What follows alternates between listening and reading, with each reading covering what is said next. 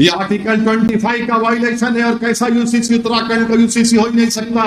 UCC पूरे मुल्क में होना, बल्कि ये यूसीसी नहीं है, ये सिर्फ मुसलमानों को अपने मजहब से दूर करने की कोशिश उत्तराखंड की हुकूमत कर रही है।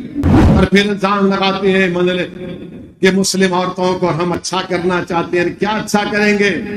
क्या कोई बीजेपी का नेता जाकर बिल्किस बानो से माफी चाह सकता है? हुकूमत में जुल्म और सितम किया गया, अखलाक पर, एनकाउंटर, बुलडोजर पर किसने आवाज उठाई? मजलिस ने आवाज उठाई। यूएपीए का कानून में तरमीम की गई, किसने खिलाफ बोला? मजलिस ने बोला। किसने तायीद की? वो दुनिया के सामने है जो आज हमको बोलते हैं। अब जो करके नहीं रखते उनको क्या बोलेंगे?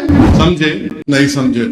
जो करके नहीं रखते उनको क्या बोलेंगे? उनके बारे में बात ही नहीं करते, क्योंकि उनको पप्पा जी है, हम मुल्ला जी हैं।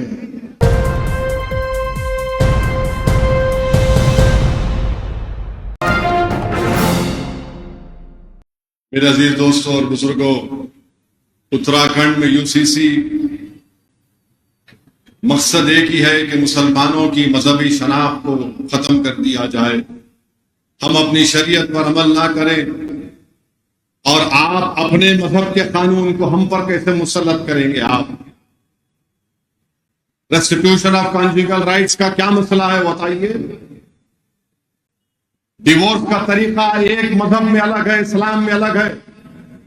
इस्लाम में शादी एक कॉन्ट्रैक्ट है और कॉन्ट्रैक्ट कभी दोनों पार्टी बैठकर खत्म कर सकते हैं, मगर आप अपनी मजहबी तालीमात को हम पर मुसल्लत कर रहे हैं।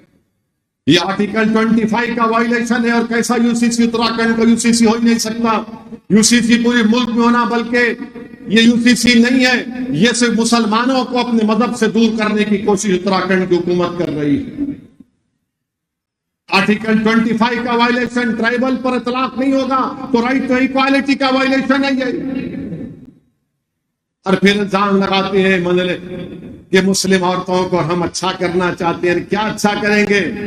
क्या कोई बीजेपी का नेता जाकर बिल्किस बानो से माफी चाह सकता है? आप मुस्लिम खवातीन से बड़ी मोहब्बत की बातें करते हैं, पसमानदा मुसलमान की बातें की जाती हैं। बताओ, जितने घर तोड़े गए किसके तोड़े गए? बुलडोजर इस्तेमाल हुआ तो पसमानदा मुसलमानों के घरों पर इस्तेमाल हुआ। और फिर इन्हों बोलते बच्चियों की शादी, अरे बच्चियों की शादी गवर्नमेंट का डेटा 18 साल में होती। और फिर ये बोलेंगे नहीं 2-3 शादी करते। मेरे भाई, गवर्नमेंट का 2006 का डेटा है। हिंदू भाई 1.7, मुसलमान 2.5, दोनों कर रहे। अब जो करके नहीं रखते उनको क्या बोलेंगे? समझे नहीं समझे?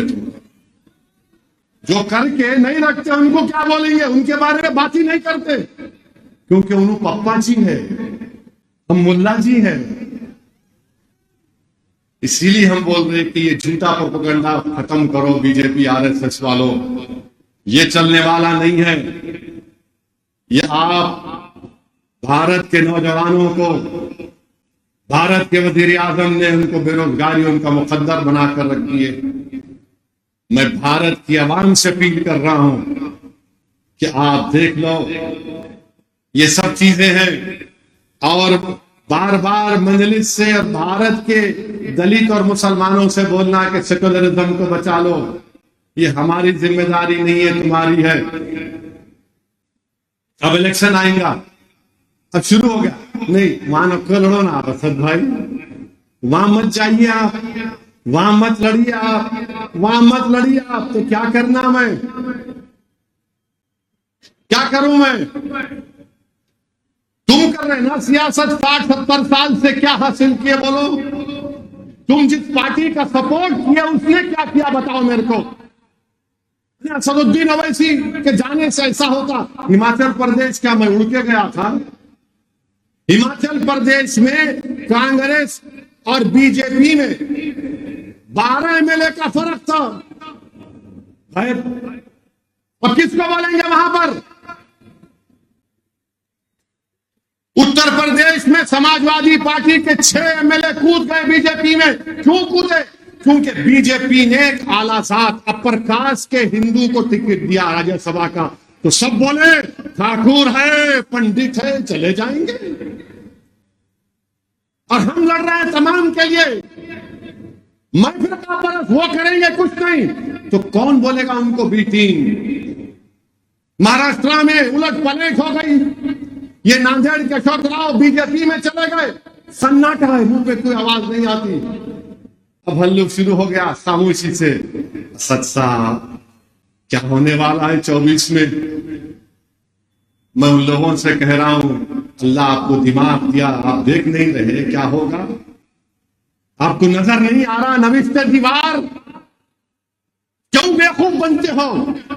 तुम अपने आंखों पर पर्दा डालकर बैठे हो, होश के नाखून लो, देखो तुम्हारी बर्बादी के मंसूबे बनाए जा रहे हैं, तुम्हें सफ़े हस्ती से मिटाने की कोशिशें की जाएंगी, तुम्हारी शनाख्त को छीन लिया जाएगा, तुम्हारे बरसों का इतिहास को तारा तारा कर दिया जाएगा, तुमको मजहब से दूर कर दिया जाएगा। तुमको नहीं नजर आ रहा है? तो क्या नजर आ रहा है तुमको, बताओ? अरे कभी अपने आप को तो मजबूत करो, कभी अपने आप को तो वोट डालो। यही तो मैं कह रहा हूं, अपने आप को वोट डालो। अख्तर अली खान अगर किशनगंज से एमपी बनेगा तो किसका फायदा होगा? इम्तियाज जलील इंशाअल्लाह दोबारा एमपी बनेगा तो किसका फायदा होगा, बताओ? असदुद्दीन ओवैसी दोबारा अगर हैदराबाद का एमपी बनेगा तो मेरा फायदा होगा? नहीं, ये गरीबों का फायदा होगा, तुम्हारे इत्तेहाद की कामयाबी होगी, तुम्हारे सियासी शऊर की कामयाबी होगी। तुम एक ताकतवर जवाब दोगे वोट के जरिए इन जालिम ताकतों को जो तुम हमारी शनाख्त को मिटाना चाहते हैं। तो मेरे अजीज दोस्तों और बुजुर्गों, यही पैगाम आपको देना था यौम तासीस के दिन। अपनी जमात को मजबूत रखिए, और सिर्फ 50 दिन चाह रहा हूं मैं तमाम अराकीन से, मैं 50 दिन चाह रहा हूं हमारी मां और बहनों से, आपको निकल कर वोट डालना पड़ेगा। याद रखो मेरी इज्जतदार मां और बहनों, दलितों, मुसलमानों, गरीबों, बेरोजगार नौजवानों, तुमको वोट डालना पड़ेगा।